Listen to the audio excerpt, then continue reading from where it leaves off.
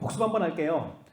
성전 재건이 중단되었던 이유에 대해서 지난 시간에 살펴보았어요. 기억나시는 거 있나요? 크게 세 가지로 봤어요. 어떤 이유에 성전이 중단되었죠? 에스라서에서는 어떤 이유라고 이렇게 이야기하고 있나요? 보면 조금 전에도 말씀드렸어요. 네? 사장의 이야기들. 방해 세력들이 있었죠. 외적인 문제가 있었어요. 우리 열심히 하려고 했는데 옆에서 계속해서 못 죽도록 방해하는 세력. 처음에는 회의 정책도 해보고요. 야, 우리도 함께 하겠다. 또 해보고 안 되니까 협박도 해보고요. 또 그게 안 되니까 이제 이후에 또 뭐 그 왕에게 페르시아 왕에게 편지도 써보고요. 이런 이렇게 여러 가지 방해 공작들을 하거든요. 이런 방해에 문제가 있었다라는 것을 살펴보았었고요. 또 학개와 스가랴 말씀을 통해서 우리가 이들의 경제적인 문제도 분명히 있었다라는 것을 살펴보았어요. 경제적인 문제, 가난에 대한 문제, 그리고 또 하나는 내부적인 문제. 어떻게 보면은 우리 3장 한번 봐보실래요? 3장 12절 말씀에 제가 한번 읽어드릴게요. 제사장들과 레위 사람들과 나이 많은 족장들은 첫 성전을 보았으므로 이제 이 성전의 기초가 놓임을 보고 대성통곡하였으나 여러 사람은 기쁨으로 크게 함성을 지르니. 두 가지의 반응이 나와요. 성전을 이제 그 터를 이렇게 놨잖아요. 우리가 건물을 지으려면 먼저 터부터 다지죠. 토목공사부터 해요. 그리고 건축을 하죠. 이 터를 다졌는데 터를 다지면은 건물이 어느 정도 크기로 올라갈지가 이렇게 나오잖아요. 그죠? 그것을 보고 두 가지 반응이 있어요. 이 성전의 기초가 놓인 것을 보고 대성통곡했던 사람들이 있었고요. 또 한 부류는 기쁨으로 크게 즐거워했던 함성을 지르는 그러한 부류가 있었어요. 이렇게 반대되는 똑같은 그림을 보고 반대되는 그런 반응이 있었다는 것이죠. 여기서 대성통곡했던 사람들은 어떤 사람들이냐면은 뭐 기쁨의 대성통곡 그런 게 아니라 약간 한탄하는 그런 대성통곡이에요. 그 1차 포로 교환자들 중에서는요, 70년의 시간이 흐른 거잖아요. 그리고 예루살렘 성전이 파괴됐을 때, 그러니까 멸망했을 때와는 70년이 채 안 되는 시간이에요. 1차 포로 교환은. 그 시간, 뭐 짧게는 60년, 70년 될 수도 있을 것 같고요. 이 시간 동안에 여기에 포로 귀환을 온 사람들 가운데에 그 옛 성전, 예루살렘에 있었던 원래 성전을 본 사람들이 있었다는 거예요. 그들은 비교가 됐겠죠. 그 웅장했던 성전은 무너졌어요. 이제 새로운 성전을 기초를 닦았는데 너무 초라해 보이는 거예요. 그게 자기도 눈으로 봤을 때 우리 옛 영광에 비하면은 너무 보잘것없고 초라해 보이고 지금 우리가 하는 것이 너무나 정말 약해 보이고 지금 그런 상황인 거예요. 그래서 한탄에 그런 대성통곡을 해요. 아이고 우리 어르신들이 있잖아요. 소망 없이 하는 것처럼 이런 대성통곡에 대한 표현이고요. 또 그것을 보지 않은 사람들, 이제 성전이 다시 이렇게 세워지게 되면은 소망이 있는 사람들이죠. 세워지게 되면은 하나님을 이곳에서 만날 수 있고 다시 이곳에서 우리가 하나님의 백성으로서 언약 백성으로서 다시 시작할 수 있다는 그런 소망이 있는 사람들, 이 사람들은 크게 환호성을 질렀어요. 근데 크게 이게 문제가 되지 않는 것처럼 이렇게 나와 있는 것은 이 함성을 질렀던 그 함성에 대성통곡했던 사람이 묻힌 것 같아요. 그래서 전체적인 분위기는 소망을 가지고 성전을 재건하려고 했던 분위기를 이야기하고 있는 것 같은데 여기에서도 한편으로는 이것의 초라함에 대해서 한탄하는 사람들, 그리고 소망을 우리가 외치고 있지만 그 소망 없어, 우리는 이제 별거 없어라고 하고 있는 그런 사람들이 있었다라는 것이죠. 이것을 어떻게 보면은 학개와 스가랴는 더 이 부분을 부각시켜서 우리가 내적으로 어찌 보면은 형식적인 그러한 습관과 같은 신앙생활들, 그리고 거짓된 예배들, 이런 것 가운데에 우리가 빠져 있다. 우리가 지금 흔들리고 있다. 신앙이 흔들리고 있다. 그래서 성전이 중단되었다라고 이유를 대고 있었던 것이죠. 근데 에스라는 여러 가지 이유들을 다 알고 있었지만 그가 이야기하고자 하는 것은 방해 세력으로 인해서 중단되었던 것들, 그리고 그럼에도 불구하고 이것이 계속해서 재건되어져 가고 후에는 6장에서는 이제 완공되어져 가는 이런 과정들을 통해서 말하려고 하는 것은 하나님의 주권과 섭리, 역사는 하나님께서 이루어 가신다는 것이죠. 이것을 계속해서 이야기를 하고 있어요.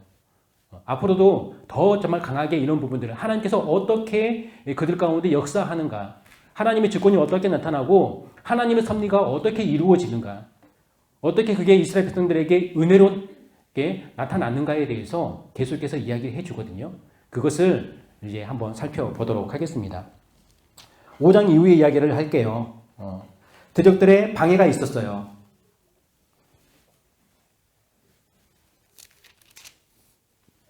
어떤 방해가 있었냐면은 이제 성전을 다시 세우려고 하죠. 학개스가랴가 성전을 건축하자라고 해서 백성들이 다시 일어납니다. 그때 5장 3절에서 17절까지 말씀 보면은 대표자들이 나오죠. 다뜨대와 스달 보스네 그리고 그들의 동관들이라고 나오는데 이들이 가서 협박을 합니다. 누가 너희에게 명령하여 이 성전을 건축하고 이 성곽을 마치게 하였느냐? 그러니까 우리가 이 건축하는 자의 이름을 아뢰었으나 하나님이 유다 장로들을 돌보셨으므로 그들이 능히 공사를 막지 못했다. 그들이 공사를 막으려고 그들이 협박을 했어요. 근데 하나님의 그 도우심 가운데에 그 공사를 막지 못했다. 그래서 다음 또 이렇게 방해 공작을 펼친 것이 다리오 왕에게 편지를 보내죠. 이 공사를 막기 위해서 편지를 보내요. 그 편지의 내용이 6장에서 17절까지의 그런 내용입니다. 고레스 왕이 조서를 내려서 이렇게 하라고 했다는데 그것을 한번 살펴보십시오. 정말 그런 건지. 그리고 지금 이들이 이 성전을 짓는 것이 왕에게 대적하려고 하는 거 아니겠습니까? 라는 그러한 내용의 편지를 보내고 있어요. 그래서 이것을 중단해야 하지 않겠습니까?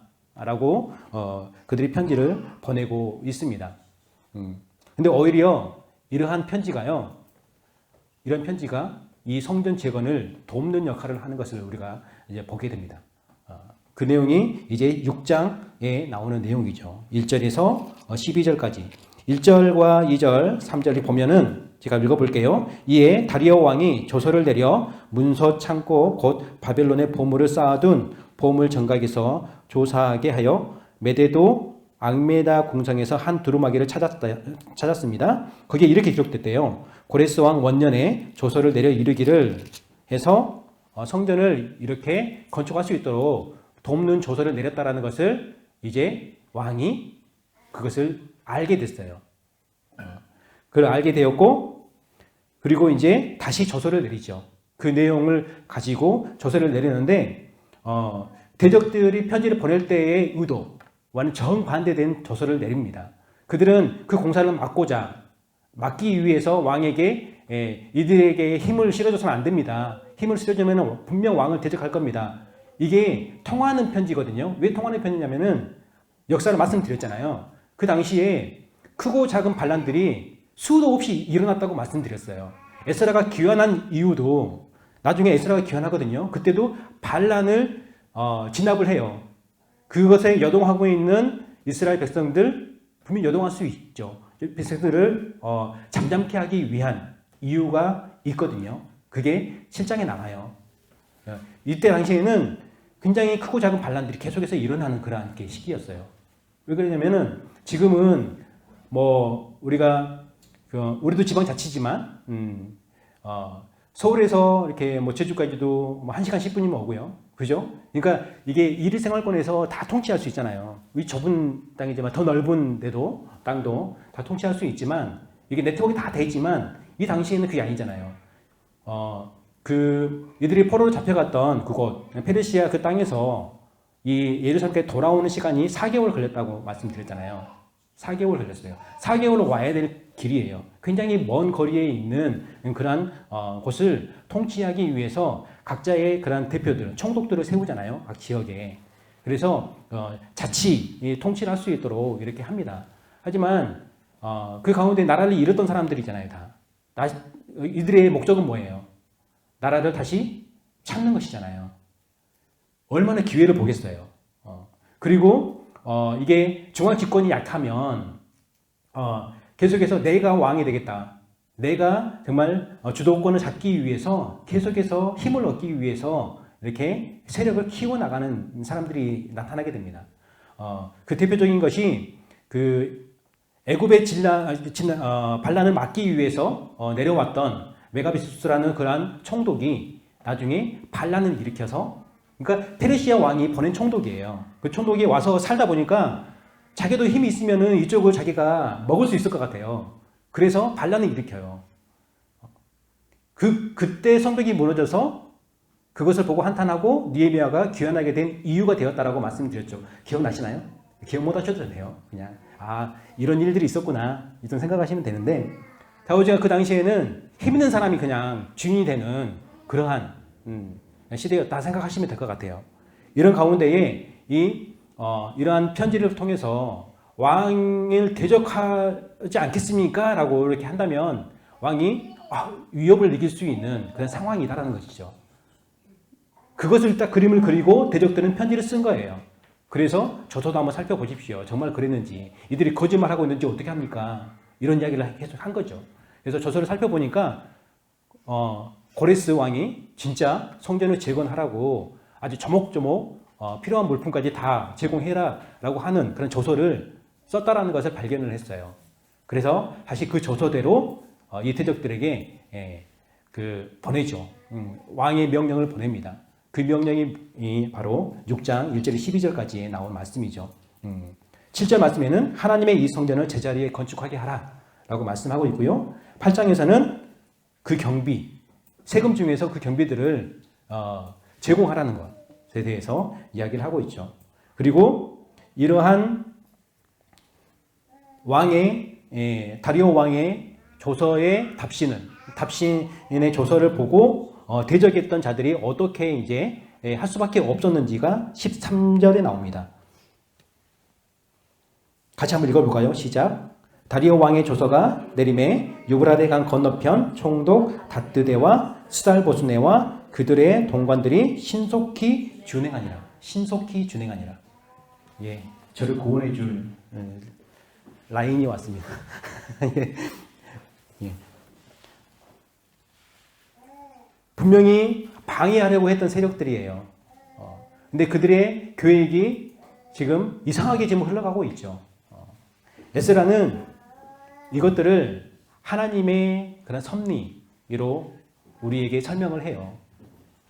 지금 원독자들에게 이러한 어려움 가운데서도 성전이 재건되었던 그 역사들을 이야기해 주면서 하나님께서 이것을 이루셨다라고 이야기하고 있는 거예요. 원독자들은 하나님이 어디 있느냐라고 지금 하고 있는 사람들이거든요. 성전 재건되고 나서 그들의 2세, 3세들이 지금 원독자들이잖아요. 그래서 우리 성경을 보면은 말라기가 활동했던 그 시기의 사람들이 지금 원독자들이거든요. 지금 성전을 재건했던 시대의 사람들이 아니라 이것은 과거의 이야기예요. 말씀드렸죠? 과거의 이야기예요. 그리고 이것을 들어서 알 수 있고 직접 본 사람도 있었을 것이고요. 어릴 때. 그래서 하지만 시간이 조금 흘러가지고 이제 그러한 감흥이라든가 은혜에 대한 이런 부분들이 조금 퇴색되었던, 다시 이제 경제적인 문제일 수도 있겠고 외부적인 문제일 수도 있겠고 내부적인 자기 신앙의 연약함일 수도 있겠고 여러 가지 이유로 인해서 하나님과의 그런 관계가 단절되어 있고 또 하나님의 그런 주권과 섭리를 깨닫지 못하는 삶을 살아가고 있는 사람들이에요. 원독자들. 그러니까 쉽게 생각해서 우리가 신앙이 좋을 때 있죠. 신앙이 다운될 때 있죠. 지금 신앙이 다운된 상태에 있는 사람들이에요. 이런 사람들에게 하나님께서 이렇게 역사하시지 않았느냐라는 것을 이야기해주고 있는 거예요. 하나님께서는 이런 분이셔 라고 하는 것을 이 성전 재건의 방해 세력들이 이렇게 했지만 그럼에도 불구하고 하나님은 그것을 악을 선으로 바꾸셔서 이렇게 역사하셨다. 그래서 그들이 정말 어찌할 수 없을 정도로 오히려 도와주는 자로 세워졌다라는 이야기들을 해주는 것이죠. 네.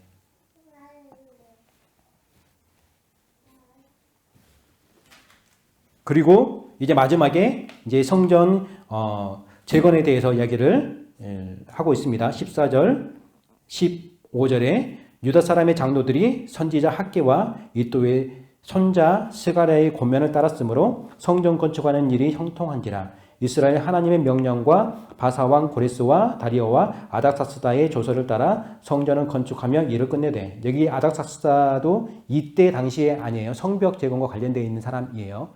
에스라 느헤미야가 귀환과 관련된 사람이에요. 그러니까 뒤에 왕인데 끌어왔어요. 지금 에스라가. 이것도 어떠한 이유에 이렇게 끌어왔는지에 대해서 설명한다면은, 그냥 우리 사장에서 약간 이렇게 여러 역사 이렇게 합쳐서서 이야기를 했잖아요.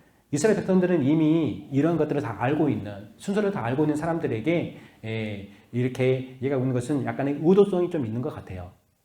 지금 성벽 재건도 경험한 사람들이잖아요. 그래서 그들에게는 크게 문제가 되지 않은, 우리는 왜 아닥사스 왕이 여기 들어와 있지 갑자기? 이렇게 생각할 수도 있겠지만, 이스라엘 사람들이 들을 때는 그냥 넘길 수 있는, 이미 알고 있는 이야기들이기 때문에 어려워하지 마시길 바랍니다. 이 부분은 15절 다리오 왕 제6년 아달월 3일에 성전 일을 끝내니라 라고 말씀하고 있는데, 여기서 보고자 한 것은 학개와 스가랴의 권면을 따랐다라는 것이죠. 다시 말해서 이들이 성전을 재건할 수 있었던 것은 학개와 스가랴의 그러한 말씀, 그런 촉구에 그들이 귀를 기울였고, 그게 하나님의 말씀이었고, 그것에 따라서 그들이 이렇게 성전을 재건할 수 있었다라는 것을 볼 수가 있습니다. 이 모든 것들이 하나님의 그런 섭리 안에 있다라는 것을 볼 수가 있죠. 방금 설명드렸던 그런 대적들의 그런 반대와 하지만 하나님께서 그걸 역전시키시는 그런 하나님의 그 은혜에 대해서 이야기를 설명을 드렸었고요. 성전 재건 후에 봉헌식과 유월절을 지키는 것을 볼 수가 있습니다. 그들이 기초를 놓기 전에, 우리가 다시 2장이나요? 3장이나요? 그쪽으로 거슬러 올라가면은 성전 기초를, 3장이죠. 기초 놓기 전에 그들이 먼저 했던 게 있죠. 절기를 지켰죠. 그들이. 그때가 7월이었어요. 그 절기를, 7월에 해당되는 그 절기를 지켰어요. 절기를 지키고 하나님 먼저 예배했죠. 항상 이스라엘 백성들은 성전을 중심으로 예배하는 공동체였어요. 그래서 그들이 성전이 세워지고 나서 가장 먼저 했던 것이 하나님께 예배하는 것이었죠. 감사의 예배를 드린 것이죠. 봉헌식. 하나님께 올려드리는 거예요. 그것이 6장 16절에서 22절까지의 그런 말씀입니다. 즐거이 행했다라고 말씀하고 있고요. 무엇보다도 모세의 책에 기록된 대로 그들이 행했다라고 말씀하고 있습니다. 그들의 기준은 늘 율법이었어요. 히브리 성경의 구성에 대해서 다시 한번 생각해 볼게요. 토라가 있다겠죠? 그리고 또 뭐가 있나요? 예? 보여드려야 되나요? 예. 선지서가 있다겠죠? 그렇죠? 그리고 성문서가 있다고 했어요. 이들의 하는 역할에 대해서 기억나시나요? 토라는 어떤 역할을 한다겠죠? 예? 원리에 대해서 이야기한다겠죠? 그죠? 선지서는 교육하는 거죠. 율법을 가지고 교육하는 거예요, 선지자들이. 그리고 이 성문서는 그 배운 것을 적용하는 책이에요. 그죠? 에스라는 적용하는 책이라고 말씀드렸어요. 그죠? 몇 페이지일까요? 예. 다시 올게요. 우리.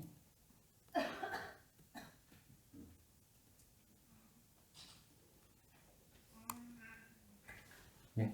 다시 왔죠? 예. 적용하는 책이에요. 그래서 이들은 지금 적용하고 있는 거예요. 모세의 책에 기록된 대로 그러한 원리에 따라서 선지자들 그리고 하나님의 사람들, 여기서는 에스라를 중심으로 해서 이제 그들이 성전 봉헌식을 하고 있다라고 이야기를 해주고 있는 것입니다. 그리고 이어서 유월절, 이 시기가 유월절 지키는 그런 시기여서 유월절을 지켰고 7일 동안 무교절로 지켰다라고 이야기를 하고 있습니다. 그 이유에 대해서도 얘기하죠.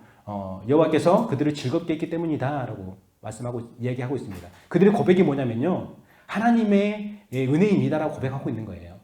성전 재건된 것이, 그리고 지금까지 그들이 포로 기환해서 이렇게 성전을 재건하게 되고 이곳에서 살고 있는 것이 하나님의 은혜입니다라고 그들은 고백하고 있는 것입니다. 그리고 항상 역사적인 근거들을 이렇게 대고 있죠. 아수르 왕의 마음을 돌려 하나님의 성전 건축하는 손을 힘있게 하도록 하셨다라고 말씀하고 있습니다. 여기서 아수르 왕에 대해서 그러니까 에스라서를 읽다 보면은 이러한 역사가 이렇게 약간 복잡하게 꼬여 있는 부분들이 있어요. 몇 군데가. 여기서도 아수르면은 이미 멸망한 그러한 나라잖아요. 아수르는 훨씬 전에 있었던 그런 나라이거든요. 바벨론 전에 있었던 나라예요. 아수르는. 여기서 아수르 왕이라고 번역되어 있는데 주석에 보면은 이것을 그렇게 해석을 해요. 혹시 여러분 성경책 옆에도 있을 수 있어요. 있는 성경이 있을 수 있는데 제 성경 옆에는 이렇게 적혀 있어요. 멜레크라는 히브리어예요. 성공하고 형통한 왕이라는 뜻을 가지고 있대요. 그래서 실제로 이게 아수르 왕이라고 표현되고 있는 이분은 바사의 다리오 왕을 이야기하고 있다. 앞뒤의 그런 상황들, 전개된 상황들을 보았을 때에 우리 성경에는 아수르 왕이라고 번역되어 있지만 실제로는 그냥 이것을 성공하고 형통한 왕이라고 번역하는 것이 더 옳은 번역이다라고 이야기하고 있어요. 저도 그것에 동의를 합니다. 그래서 몇 가지 이렇게 정리해서 제가 적어놓은 것이고요. 어려워하실까봐 이런 부분 어려워하실까봐 이렇게 적어 드린 것이고요. 원독자들에게 하나님의 그런 주권과 섭리에 대해서 이야기해주고 있는 것, 그리고 이스라엘 백성들이 성전을 중심으로 하나님과의 그러한 교제, 예배의 교제의 공동체로 세워진 것에 대해서 이야기를 해주고 있는 이런 부분들은 지금 힘들어하고 있는 그들에게 정말 하나님이 어디 계십니까? 라고 하는 단절되어 있는 그들에게 다시 한번 그 관계를 회복시킬 수 있는 그러한 소망, 이걸 줄 수 있지 않을까요? 에스라는 아마 그런 의도가 있었던 것 같아요. 이런 부분들. 그리고 그가 성전을 중심으로 인한 하나님의 백성으로서 하나님과의 그런 관계적인 그런 그 삶, 이거에 대해서 이야기를 해주기 위해서 우리의 삶의 중심이 어디에 있는가에 대해서 그는 확실하게 예배에 대한 이야기를 해주고 있는 것이죠. 성전이 그래서 그들에게 굉장히 중요한 그러한 역할을 했던 것을 볼 수가 있습니다. 6장까지 전체를 정리해보면 이렇습니다. 하나님의 주권이에요. 저는 계속해서 말씀드린 것이 하나님의 주권이에요. 하나님의 섭리입니다. 그들의 역사는요. 고레스의 마음을 감동시키신 것도 하나님이시고요. 다리오의 마음을 그들에게 돌려서 성전을 재건할 수 있도록 힘을 제공한 것도 하나님이시라는 것을 에스라는 이야기를 하고 있어요. 그리고 그 가운데에 모든 1장에서의 6장까지의 그런 이야기가 고비들이 있었지만 이렇게 온 것은 성전 재건까지 온 것은 전적인 하나님의 은혜입니다라는 것을 원독자들에게 이야기를 해주면서 그 하나님이 지금도 너희의 하나님이야 라고 이야기를 해주는 거죠. 그 하나님이 지금 너희는 그 하나님에 대해서 하나님이 우리를 외면하고 있다. 하나님이 지금 우리를 떠나 있다 라고 이야기할지 모르겠지만 하나님은 여전히 너희와 함께 하시고 여전히 너희 하나님이시고 여전히 너희에게 소망을 두고 계시고 여전히 너희의 삶을 주관하기를 원하시는 분이시다라는 것을 그들에게 이야기해 주고 있죠. 그 하나님이 오늘 우리에게 그렇게 말씀하시는 거예요. 적용의 책입니다. 원독자에게만 적용하는 게 아니라 나에게 적용하는 책. 모든 성경은 나에게 적용을 해야겠지만 특별히 더 우리가 거울 삼아서 적용해 볼 수 있는 그러한 책이죠. 에스라는. 여러분이 어떤 상황 가운데 있는지는 모르겠습니다. 그 상황 가운데에 하나님이 나와 정말 함께하고 계시는 것일까? 라고 질문하고 계실지도 모르겠습니다. 나는 하는 일마다 정말 너무너무 힘들어. 정말 하나님은 나를 돌보시지 않는 것 같아 라고 생각하고 있을지도 모르겠습니다. 하지만 여전히 하나님은 여러분의 하나님이고 저희 하나님이고 우리 하나님이시라는 것. 에스라는 계속해서 그것을 우리에게 이야기해주고 있는 것 같아요. 이러한 역사들을 사실을 근거해서 허황된 이야기가 아니라 그들이 알고 있는 역사잖아요. 누구도 거부할 수 없는 인정할 수밖에 없는 그러한 눈앞에 드러난 그런 역사의 이야기를 통해서 원독자들에게 이야기를 해주고 있어요. 하나님이 이런 분이셔. 계속해서 이런 이야기를 해주고 있는 것을 볼 수가 있습니다. 성전이 회복됐습니다. 그리고 이제 에스라를 통해서 하나님께서 하시고자 하는 것이 성전만이 아닌 이제 진짜 성전인 백성들을 세우고자 하는 것을 우리가 볼 수가 있습니다. 그들에게는 여전히 해결되지 않는 문제가 계속해서 있었던 것을 우리가 알 수가 있고요. 그것을 위해서 이제 에스라가 귀환하게 되는 것을 볼 수 있는데 이것 또한 하나님의 그러한 도움 안에 있었음을 에스라는 계속해서 강조해서 이야기하고 있는 것을 볼 수가 있습니다. 먼저 에스라가 누구인지 너무 자세히 나와 있어요. 7장에 보면 에스라는 이런 사람입니다 라고 이야기를 하고 있습니다. 여러분이 뭐 찾아서 이렇게 한번 체크해 보셔도 좋을 것 같고요. 정리하면 그렇습니다. 제사장 가문이죠. 다시 말해서 제사장이라고 볼 수 있죠. 또 학자라고 막 얘기하고 있습니다. 율법을 연구한 사람이었죠. 그리고 그의 사명은 7장 10절에서 말씀하고 있는 것처럼 에스라가 여호와의 율법을 연구하여 준행하며 율례와 규례를 이스라엘에게 가르치기로 결심하였더라. 율법을 가르치고자 결심한 사람이었어요. 이러한 에스라가 이제 귀환하게 되는 이야기가 7장과 8장에서 이렇게 나오게 되는 것을 볼 수가 있습니다. 이때도 아닥사스다 왕의 조서에 따라서 에스라가 귀환하는 것을 보게 되죠. 조서를 내린다는 것은 정치적인 이유가 있는 거예요. 그리고 조서를 내린다는 것은 힘을 실어주는 거죠. 우리가 그런 거잖아요. 왕의 어떤 조서라든가 왕의 증표들을 가지고 있으면은 그만큼 권한이 있는 거잖아요. 에스라에게 그런 권한을 주어서 이 예루살렘 땅으로 이렇게 귀환을 시키는 것을 볼 수가 있습니다. 그 대상자들은 누구든지 함께 하고자 하는 사람들은 함께 할 수 있도록 이렇게 열어 주었던 것을 볼 수가 있고요. 그 목적에 대해서 14절에 이렇게 얘기합니다. 예루살렘의 형편을 살피기 위해서라고 이야기를 하고 있는데 정치적인 이유예요. 이 형편을 살핀다는 말은 왕의 입장에서 조서를 쓴 거잖아요. 나라의 입장에서 조서를 쓰는 거예요. 왕이 에스라를 보낸 이유는 그 땅 가운데에 조금 안정을 필요로 하는 이유가 있었다는 것이죠. 그게 말했던 게 크고 작은 반란. 이때 당시는 애굽의 그런 반란이 진압된 지 이제 얼마 지나지 않은 그런 시간이었기 때문에 에스라를 통해서 이스라엘 백성들을 마음에 동요하는 것들을 잠잠케 하기 위한 그러한 목적이 왕에게는 있었다라는 것을 볼 수가 있습니다. 그리고 그가 제사장으로 가는 거잖아요. 그리고 이스라엘 백성들을 잠잠케 할 수 있는 가장 효과적인 것이 무엇일까요? 예배 공동체로서 그죠?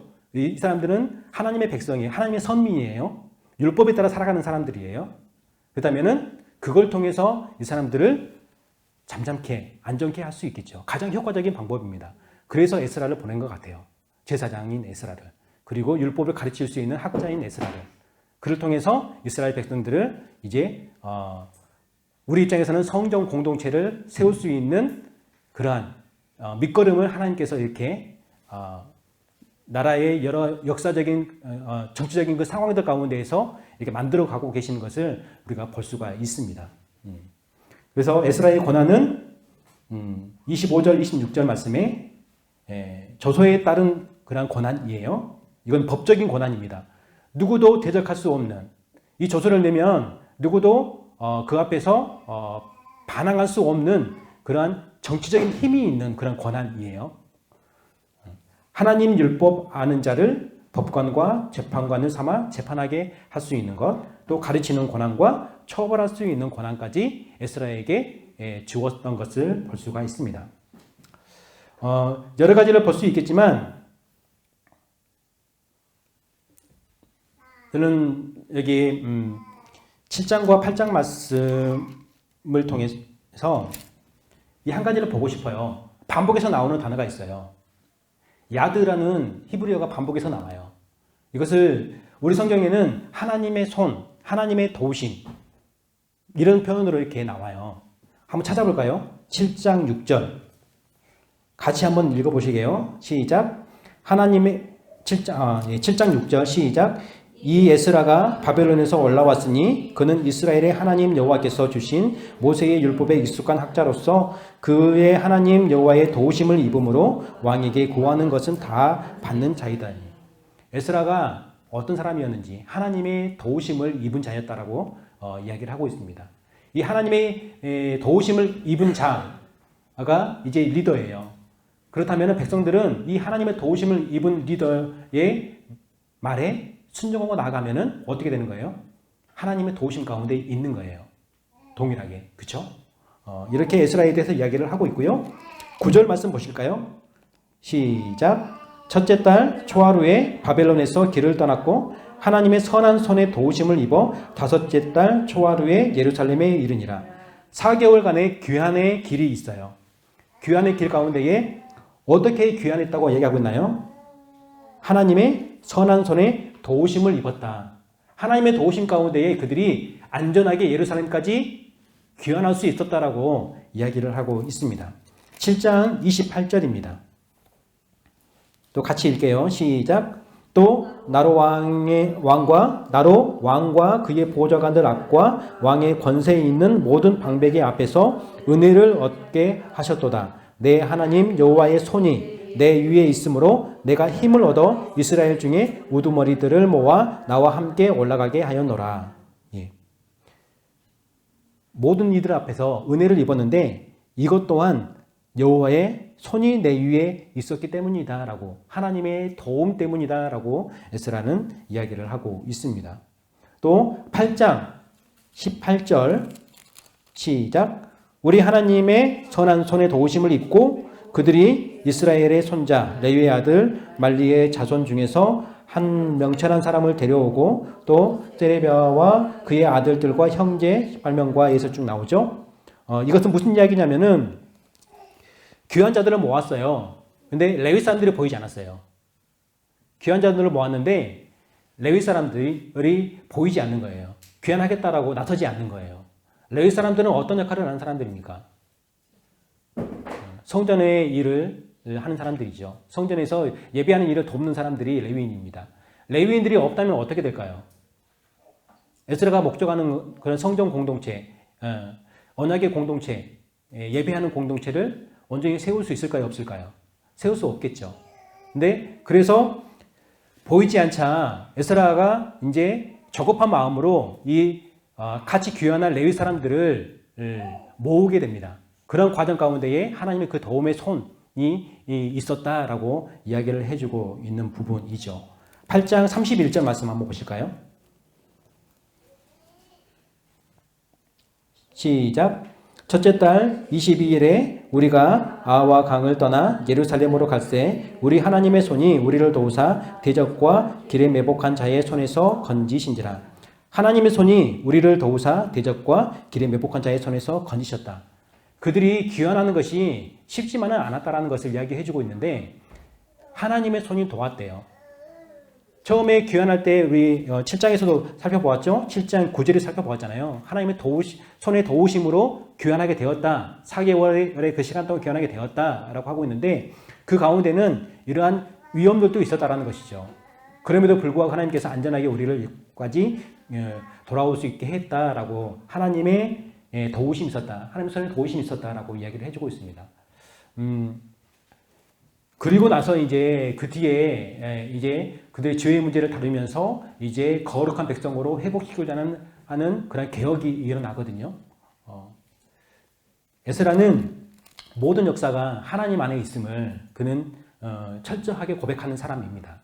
그리고 하나님의 그러한 도움이 없이는 아무것도 할 수 없음을 그는 고백하는 그런 사람입니다. 이러한 그가 귀환하는 이 모든 과정 가운데에 하나님의 도움의 손이 함께 있다라고 고백하고 있잖아요. 이 하나님의 도움의 손이 함께 있다라고 하는 이 야드라는 단어가 에스라에서만 나온 게 아니라 느헤미야 귀환 때에도 동일하게 나와요. 느헤미야 1장 10절, 2장 8절, 18절. 에스라 귀환의 과정과 느헤미야 귀환의 과정, 이 가운데에 하나님의 도움의 손이 있었다라고 이야기를 해주고 있거든요. 에스라 느헤미야서를 쓴 저자는 에스라라고 말씀드렸잖아요. 에스라는 이 이스라엘 공동체가 다시 세워져가는 그런 과정 가운데에 가장 핵심은 하나님의 도움이었다라고 그는 고백하고 있는 것을 볼 수가 있습니다. 원독자들은 지금 하나님의 도움이 없다라고 지금 생각하는 사람들이에요. 하나님이 자기들을 안 도운다고 생각하는 사람들이에요. 외면하고 있다고 지금 이야기하고 있는 사람들입니다. 말라기에서 계속 그렇게 이야기를 하고 있어요. 하지만 그들은 그래도 이제 하나님을 믿는다라는 것들 때문에 거짓된 그런 예배 가운데에 빠져 있는, 그러니까 형식적으로 지금 하나님을 믿고 있는 그런 상황 가운데 있는 사람들이에요. 이런 사람들에게 에스라는 계속해서 하나님의 그 도움의 손에 대해서, 하나님의 도우심에 대해서 이야기를 해주고 있는 것을 볼 수가 있습니다. 제사장 하나만 더 하고 잠깐 영상을 좀 보고 싶어요. 영상을 좀 긴 영상이에요. 하지만 아주 재밌는 영상입니다. 아마 보신 분도 계실 거고요. 보셔도 또 보셔도 재밌는 그런 영상이어서 한번 영상을 볼 건데요. 아까 잠깐 이렇게 언급하고 넘어갔었는데 또 공부하는 입장이니까 하나만 더 짚고 넘어갈게요. 아까 제가 이 부분에서 하나를 지금 그 레위 사람들이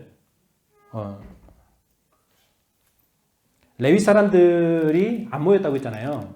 그들이 안 모인 이유가 뭐였을까요? 아마 지난 시간에 비아라야 할 때 잠깐 이렇게 언급을 한 거는 같아요. 기억하실 수도 있을 것 같은데 레위 사람들이 귀환자에 보이지 않았던 이유, 에스라 귀환할 때 혹시 짐작하시는 이유가 있나요? 그곳의 형편이 더 나았던 거예요. 이미 그곳은 자기들은 정착해 있는 거예요. 여러분들이 혹시 하나님 말씀하실 때 있잖아요. 이제 좀 살만해. 이제 조금 안정됐어. 근데 하나님이 갑자기 야, 너 어디로 가야 돼? 라고 이렇게 말씀하시거나 뭐 선교의 사명을 주시거나 아니면은 이렇게 뭐 새로운 그런 이렇게 이제 다시 도전할 수 있는 그러한 이렇게 소망을 이렇게 주시거나 비전을 주시거나 이럴 때 우리가 주춤할 때가 있죠. 그잖아요. 레위 사람들이 지금 그런 상황이었거든요. 이미 자리를 잡았어요. 그리고 그곳에서 안정적인 생활을 하고 있어요. 그리고 솔직히 레위 사람들은 귀환을 하게 되더라도 제사장보다는 빛을 보지 못해요. 늘 섬기는 자로 있어요. 모든 영광은 제사장들이 받고요. 그러니까 그렇게 살아왔어요. 계속해서. 그러니까 어찌 보면 그들의 삶의 문제였어요. 그들이 모이지 않았던 것은. 물론 신앙과 이렇게 떼어낼 수는 없겠죠. 근데 그들의 삶의 문제에서 너무 현실적으로 보았을 때에 귀환하는 굉장히 어려운 일이었죠. 하지만 에스라는 그들이 없이는 귀환할 수 없는 그런 상황. 그들이 있어야지만 하나님 앞에 우리가 온전한 공동체로 세워갈 수 있는 그들의 역할이 굉장히 중요했던 것이죠. 그래서 이러한 이야기들을 더 이렇게 8장에서 이야기하고 있는 것들은 어찌 보면은 그들의 족보를 이렇게 또 언급을 하거든요. 이런 것들은 그들에게 사명을 주고 또 힘을 실어주기 위한 그런 목적도 있었을 것이고요. 그리고 그들과 함께 있을 때에 공동체가 더 온전해질 수 있으면 이스라엘 백성의 공동체가 몸이라는 것은 어떤 특정한 사람들만 있는 게 아니라 모두가 함께 있어야지 그 몸이 온전한 몸이 된다는 것이에요. 때로는 우리의 그런 공동체나 우리의 몸 가운데서도 그럴 때 있죠. 필요 없다고 생각되는 사람들이 있잖아요. 근데 정말 필요 없을까요? 그 사람들이 있었을 때에 온전한 몸이 되는 거예요. 물론 레위 사람들이 필요 없었던 사람이 아니에요. 정말 필요했던 사람들이에요. 공동체라는 것에 대해서 에스라가 이야기를 하고 있는 것 같아요.